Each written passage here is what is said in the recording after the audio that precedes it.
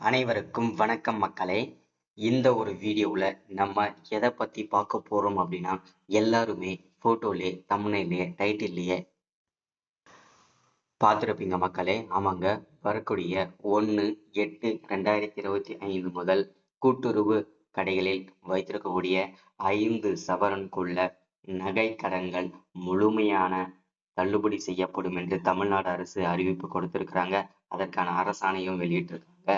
அது மட்டும் இல்லாம யார் யார் இந்த நகை அடமான கடன்கள் தள்ளுபடி செய்வதற்கான தகுதி உள்ளவர்கள் யார் யாரு, தகுதியற்றவர்கள் யார் யாரு, எதன் அடிப்படையில இந்த தகுதி உள்ளவங்க தகுதி இல்லாதவங்கன்னு சொல்லிட்டு பிரிச்சிருக்கிறாங்க. அதற்காக ஒரு குழு அமைச்சு அதற்காக இது எல்லாமே பண்ண போறதாகவும், அது மட்டும் இல்லாம யார் யார் செலக்ட் ஆகுறாங்களோ அவங்க பெயர், அதாவது இறுதி பட்டியலை ஆன்லைன்லயே மாவட்ட வாரியா வெளியிட போவதாகவும் தகவல் வெளியிட்டிருக்காங்க. சரிங்களா? இந்த நகை அடமான கடன்களை பொறுத்த வரைக்கும் 2021ஆம் ஆண்டுல தள்ளுபடி செய்யும் போது நிறைய முறைகேடுகள் நடந்தது. அந்த முறைகேடுகள் எல்லாமே இந்த 2025-26ஆம் ஆண்டுல நடக்காம இருக்கணும்னா நிறைய மாற்றங்கள் கொண்டு வந்திருக்கிறதாகவும், அதே மாதிரி கிட்டத்தட்ட 51 விதமான ஆவணங்களை தயாரித்து சேகரித்து உண்மைத்தன்மையை கண்டறிந்து அதன் பின்னர் தான் இதற்கான, அதாவது நகை அடமான கடன்கள் அனைத்தும் முழுமையாக தள்ளுபடி செய்யப்படும் என்று தமிழக அரசு அறிவிப்பு கொடுத்திருக்கிறாங்க. சரிங்களா? இந்த நகை அடமான கடன்களை பொறுத்த வரைக்கும் 5 பவுனுக்குள்ள இருக்கணும். அது மட்டும் இல்லாம 40 கிராமுக்குள்ள இருக்கணும். இதற்கு மேலே இருந்தாலும் சரி, உங்களுக்கு நகை அடமான கடன்கள் தள்ளுபடி கிடையாது. அதே மாதிரி யார் யார் விவசாய பயிர்க்கடன்கள் தள்ளுபடி வாங்கியிருக்கீங்களோ அவங்களுக்கு இந்த நகை அடமான கடன்கள் கிடையாது. அதே போல சேம் நகை அடமான கடன்கள் வாங்கியவர்களுக்கு விவசாய கடன்கள் தள்ளுபடி கிடையாதுன்னு சொல்லியிருக்கிறாங்க. ஸோ அதை பற்றின முழுமையான தகவலும் பார்க்க போகிறோம். சரிங்களா? அது மட்டும் இல்லாமல் சிறு குறு விவசாயிகளுக்கு மீண்டும் பயிர்க்கடன்களுக்காக வழங்குவதற்காக கிட்டத்தட்ட 17,000 கோடி ஒதுக்கீடு செஞ்சிருக்கிறதாகவும் தகவல் கொடுத்திருக்கிறாங்க. அதை பற்றின அப்டேட் பார்க்க போகிறோம். அது மட்டும் இல்லாமல் ஏற்கனவே 2024ஆம் ஆண்டுல வாங்கிய விவசாய பயிர்க்கடன்களை தள்ளுபடி செய்வதற்காக கிட்டத்தட்ட 1477 கோடி ரூபாய் ஒதுக்கீடு செஞ்சிருக்கிறாங்க. சரிங்களா? சரி, எல்லாமே அடிஷ்னல் ஒர்க்கா நம்ம பார்ப்போம். ஸோ மெயினா நம்ம இந்த நகை அடமான கடன்களை பத்தின முழு தகவலையும் பார்ப்போம். சரிங்களா? ஸோ வாங்க வீடியோக்குள்ள போகலாம். அதற்கு முன்பாக நமது கவர்மெண்ட் ஜாப் டெய்லி அப்டேட் சேனலுக்கு இப்பதான் நீங்க ஃபர்ஸ்ட் டைமா முதல் முறையா நமது சேனலை பார்க்குறீங்க, நம்ம வீடியோவை பார்க்குறீங்க அப்படின்னா மறக்காம சப்ஸ்கிரைப் பண்ணிட்டு பக்கத்துல இருக்கிற பெல் பட்டனை கிளிக் பண்ணி ஆளுன்ற ஆப்ஷன்ல போட்டு வச்சுக்கோங்க.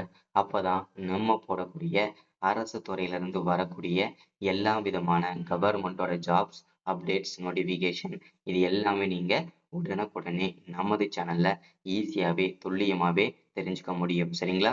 ஸோ அது மட்டும் இல்லாம உங்களுடைய ஃப்ரெண்ட்ஸ், ரிலேட்டிவ்ஸ், கான்டாக்ட்ல இருக்கிறவங்க எல்லாருக்கூடயும் ஷேர் பண்ணீங்கன்னா ரொம்ப ரொம்ப பயனுள்ளதா இருக்குங்க. ஏன்னா இந்த மாதிரி முக்கியமான வீடியோஸ் அப்டேட் நோட்டிஃபிகேஷன்லாம் நமது சேனல்ல தான் ரெகுலராகவே அப்டேட் ஆகிட்டு இருக்குங்க. சரிங்களா? சரி, ஓகே, வாங்க வீடியோக்குள்ள போயிட்டு இதற்கான முழு அப்டேட்டையுமே நம்ம பார்த்து தெரிஞ்சுக்கலாங்க. சரிங்களா?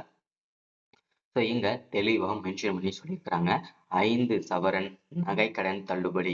தகுதியுள்ளோர் யாரு, தகுதியற்றோர் யாரு பட்டியலை தயாரிக்க ஒரு புதுசா ஒரு குழுவே அமைச்சிருக்கிறாங்க. சரிங்களா? ஸோ இதை பத்தின முழுமையான தகவலும் இந்த வீடியோல நம்ம பார்த்து தெரிஞ்சுக்கலாங்க. வீடியோவை ஸ்கிப் பண்ணாம முழுமையா பாருங்க. அது மட்டும் இல்லாம ஒரு 5 பேருக்காக ஷேர் பண்ணுங்க. மறக்காம லைக் பண்ணிட்டு பாருங்க. சரிங்களா? கூட்டுறவு வங்கிகளில் 5 சவரன் வரையிலான நகைக்கடன் தள்ளுபடி பெற தகுதியுள்ள நபர்களின் பட்டியலை தயாரிக்கும் பணிக்கு துணை பதிவாளர் தலைமையில் குழு அமைத்து தமிழக அரசு உத்தரவிட்டுள்ளது அப்படின்னு சொல்லியிருக்கிறாங்க.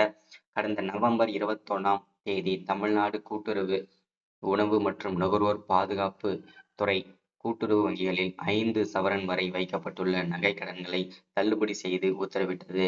இந்த நிலையில் நகைக்கடன் தள்ளுபடி பெற தகுதியுள்ள நபர்களின் பட்டியலை தயாரிக்கும் பணிக்கு குழு அமைத்து தமிழக அரசு உத்தரவிட்டுள்ளது. இந்த குழு தகுதியுள்ளவர்களின் பட்டியலை தயாரிக்கும் என்றும் துணை பதிவாளர் தலைமையில் இந்த குழு செயல்படும் என்றும் தெரிவிக்கப்பட்டுள்ளது. இந்த குழு நகைக்கடன் பெற தகுதி வாய்ந்த தகுதியற்றவர்களின் பட்டியலை தயாரித்து கூட்டுறவு சங்கங்களுக்கு வாங்கும் என்றும் வழங்கும் என்றும் தெரிவிக்கப்பட்டுள்ளது அப்படின்றத மென்ஷன் பண்ணி சொல்லியிருக்கிறாங்க. மேலும் இந்த குழு தயாரிக்கும் பட்டியல் கூட்டுறவு சங்கங்களுக்கு வழங்கப்பட்டு இணையதளத்தில் வெளியிடப்படும் என்றும் தெரிவிக்கப்பட்டுள்ளது அப்படின்றதையும் சொல்லியிருக்காங்க. முன்னதாக நாங்கள் ஆட்சிக்கு வந்தால் கூட்டுறவு வங்கிகளில் பெற்றுள்ள பயிர் கடன்கள் மற்றும் நகை கடன்கள் தள்ளுபடி செய்யப்படும் என்று கடந்த சட்டசபை தேர்தலின் போது திமுக வாக்குறுதி அளித்திருந்தாங்க. அதே போல கடன் தள்ளுபடி பெற வேண்டும் என்ற உள்நோக்கத்துடன் நிறைய முறைகேடுகள் நடந்தது கண்டறியப்பட்டதால் அதை களையும் பணியில் தமிழக அரசு தீவிரம் காட்டி வந்து குறிப்பிடத்தக்கது. அதாவது ஏற்கனவே நகைக்கடன் 2021ஆம் ஆண்டுல ஆட்சிக்கு வரும்போதே நாங்க தள்ளுபடி செஞ்சோம். அப்போ வந்து நிறைய முறைகேடுகள் நடந்தது. அதாவது ஒரே குடும்பத்தை சார்ந்தவங்க ஒரே ரேஷன் அட்டையை வச்சு ஒரே ஸ்மார்ட் கார்டை வச்சு ஒரே அதாவது 3 விதமான ஒரு குடும்பத்துல இருக்கிறவங்க 3 வங்கி கணக்கு ஓபன் பண்ணி அதுல தனித்தனியா ஒவ்வொருத்தர் பேர் மேலயும் 5 பவுன் வச்சு இதை வந்து தள்ளுபடி செஞ்சிருக்கிறாங்க.